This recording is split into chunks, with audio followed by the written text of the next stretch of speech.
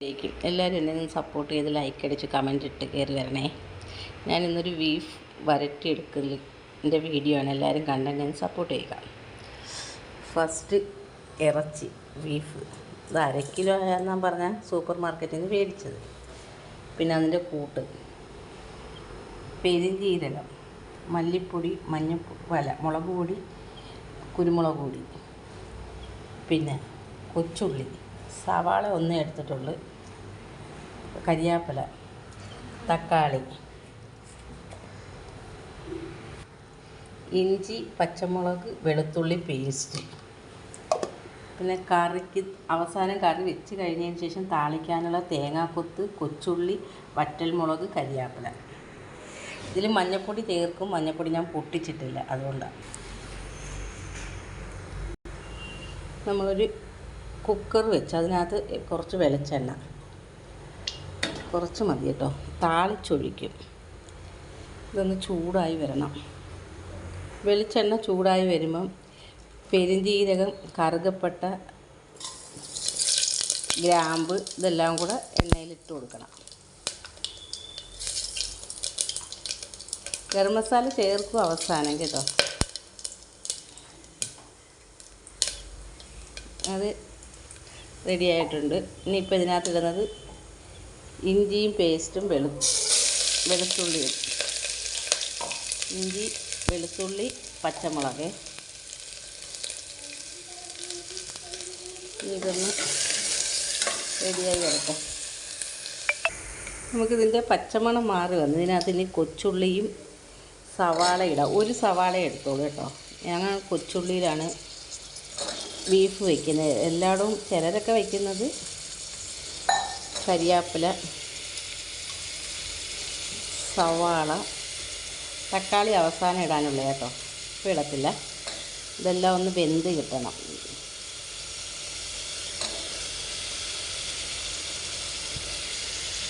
ഉപ്പുപാട്ടം തുറന്നോളാം. പിടിച്ചോ ഈ ഉപ്പുപാട്ടം പിടിച്ചോ. ഇതിൽ നമ്മൾ കുറച്ച് ഉപ്പ് ഇടുക. ഇനി ഇത് വഴുതി വരട്ടി നമുക്കൊരു മെറൂൺ കളറിൽ കിട്ടും. ഇതിനകത്ത് ഇടുന്നതെന്ന് പറഞ്ഞാൽ മഞ്ഞൾപ്പൊടി, മല്ലിപ്പൊടി, മുളക് പൊടി, മഞ്ഞൾപ്പൊടി. ഇത് ഇത്രയും കൂടെ ഇതിനകത്തങ്ങ് ഇടുവേ. ഇത്തിരി കറുക് മസാലപ്പൊടി അത് നമ്മൾ എല്ലാം ചേർത്തതിന് ശേഷം ഇടത്തുള്ളൂ.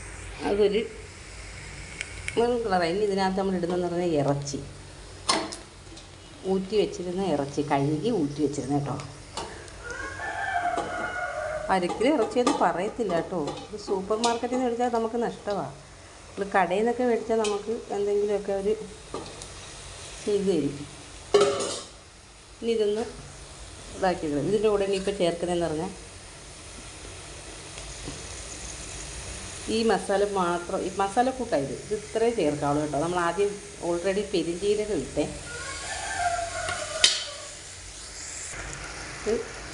വെള്ളം ഒഴിച്ചില്ലായിരുന്നു കേട്ടോ, തിളയ്ക്കുന്നത്. ഇനി ഇത് അടച്ച് വെച്ച് വേവിക്കും. ഇനി കുറച്ച് വെള്ളവും കൂടെ ഒഴിക്കും ഞാൻ, വെന്ത് കിട്ടണ്ട, അല്ലെങ്കിൽ അടി പിടിക്കും.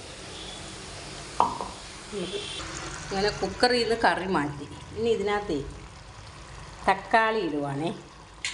ഇത് താളിച്ചൊക്കെ ഒഴിക്കണം.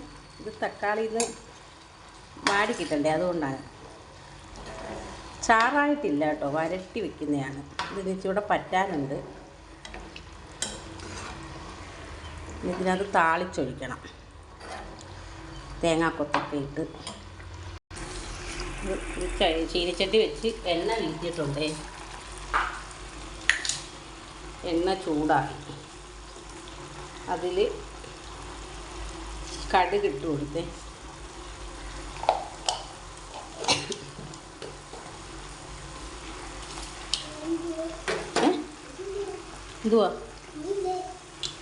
എന്തുവാന്ന് അറിഞ്ഞൂടി.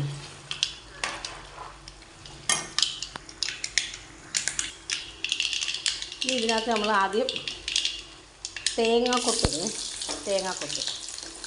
അത് കഴിഞ്ഞിട്ട് ബാക്കിയെല്ലാം ഇടത്തോളും. ഇനി വറ്റൽ മുളക്, ഉള്ളി, കരിയാപ്പില. എല്ലാവരും അങ്ങനെ ചെയ്യുമെന്ന് അറിയത്തില്ല, ഞങ്ങളിങ്ങനെ ചെയ്യുന്നത്. ചിലർ വരട്ടി വെക്കുമ്പോൾ ഇങ്ങനെയൊക്കെ ചേർക്കാം, നമുക്കൊരു ടേസ്റ്റാണ്. പക്ഷേ എനിക്ക് കറി ഞാൻ ചാറ് കൂട്ടും, ഇറച്ചി കഴിക്കില്ല. എനിക്കിപ്പോൾ ഇറച്ചി കഴിച്ച ഉടനെ ഛർദിലാണ്. ചിലർക്കൊന്നും പറ്റത്തില്ല. അലർജി കൊണ്ടൊന്നുമല്ല, എൻ്റെ അസുഖത്തിൻ്റെ ഇതുകൊണ്ടാണ്. എനിക്ക്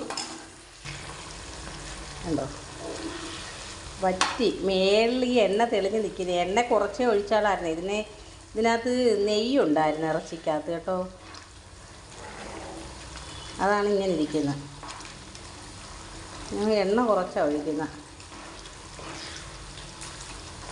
ഉണ്ടോ ചാറ് നമുക്ക് അധികം വേണ്ട.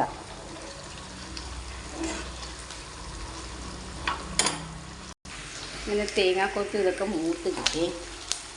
ഇനി നമ്മളിത് അതിലെടുത്തൊഴിക്കുകയാണ്.